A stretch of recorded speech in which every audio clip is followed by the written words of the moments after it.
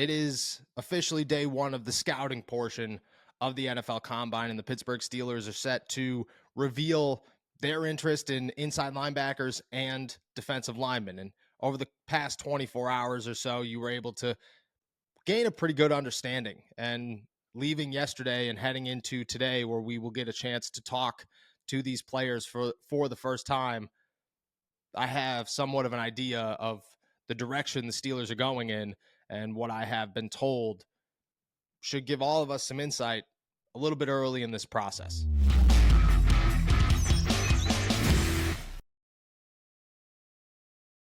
What's going on, everybody? I'm Noah Strackbine. Thank you for jumping on to Steelers to Go, your daily to-go cup of Pittsburgh Steelers news and analysis. Find us on youtube.com/all Steelers talkers. Subscribe anywhere you get your podcast. The Pittsburgh Steelers, they will begin their scouting portion of the NFL Combine. Technically, the NFL Combine started yesterday, but the Steelers and their media contingency were not able to speak with Omar Khan due to a death in his family. Thoughts go out to the entire Khan family. Hope everybody is doing okay. Today is defensive linemen and inside linebackers. And you looked at these position groups, you looked at both of them, and you said there are major questions when it comes to the Pittsburgh Steelers with both of them. You start at inside linebacker and you say, are they only interested in Trotter and Cooper? Are they only looking at the top two names, or are they going deeper and saying maybe we could find a mid-round guy who could come in here and be our number 3 immediately? Or maybe they're looking at another Mark Robinson and saying we need another developmental piece, and we'll figure out number 3 either in free agency or elsewhere. You looked at the defensive line and you said major questions. Larry Ogunjobi, has he outplayed his contract, or has he not played to his contract, and the Steelers are looking to move on this offseason before they have to pay him more? Are they just looking to replace a DeMarvin Leal and say, hey, look, we need more depth pieces? You're not kicking Cam Hayward out, but do you have somebody to replace him? Do you want to move Keanu Benton to either side and then have a new true nose tackle coming in there for the Steelers? I think there are a lot of questions. And over the last 24 hours, you were able to kind of gauge what direction those answers are going to go in, and we have somewhat of an understanding. Let's start with the inside linebackers.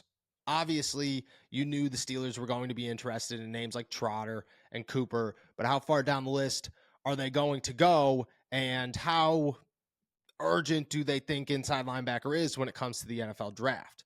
Well, from what I have been told, the Steelers, they have names on their list, and that list goes a lot deeper than 1 and 2, that they are looking into the mid-round picks, and that they're considering somebody that they believe.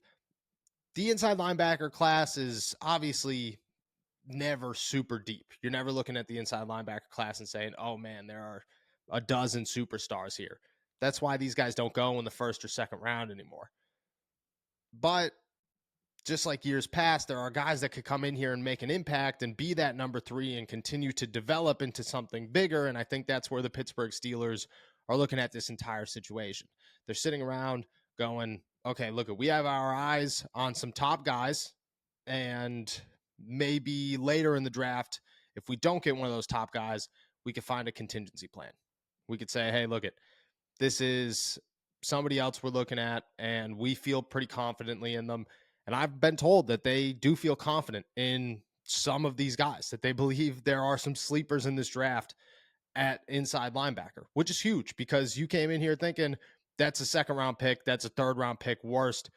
Maybe it goes deeper. Maybe the Steelers are looking at inside linebackers that are just a bit under the radar compared to Trotter and Cooper. Another name to stand out that I think the Steelers, or I've been told the Steelers are interested in. That interest will obviously grow throughout the offseason, but, a name to watch right now is Cooper Colson. Junior Colson out of Michigan, who obviously Michigan, immediate ties to Mike Tomlin and his love for Michigan football, and the Steelers love to scout Michigan players, and maybe that's the move.